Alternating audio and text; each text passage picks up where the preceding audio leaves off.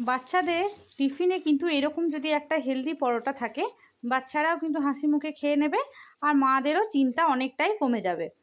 তাহলে এখানে কি কি দিচ্ছি একটু দেখে নিন। এখানে দিয়েছি 1 বাটির মতো, ছোটো বাটি 1 বাটি সুজি, 1 বাটির মতো দিয়েছি টক দই, হাফ বাটির মতো বরবটি একদম কুচো করে রাখা, গ্রেট করা দিয়েছি গাজর, ধনেপাতা আর স্বাদ অনুযায়ী কাঁচা লঙ্কা, আর দিয়েছি পরিমাণ মতো নুন, আর 1 চামচের মতো দিয়েছি গোলমরিচ, আর এখানে আমি 1 চামচের মতো চিনি দিয়েছি। চিনির পরিমাণটা কিন্তু কেউ এখানে বাড়িয়েও নিতে পারেন। আর হ্যাঁ, যারা একটু টক টক খেতে পছন্দ করেন না, তারা এখানে সুজির পরিমাণটা একটু বাড়িয়ে দিয়ে 1.5 কাপের মতো করে দিতে পারেন। আবার এর সাথে একটু আটাও মিশিয়ে নিতে পারেন। এবার গ্যাসের মধ্যে একটা ফ্রাই প্যান বসিয়ে দিয়ে তেলটা গরম হয়ে গেলে কিন্তু এক হাতা করে ব্যাটার দিয়ে দেব, আর উল্টে পাল্টে কিন্তু দু পিঠই ভালোভাবে ভেজে নেব।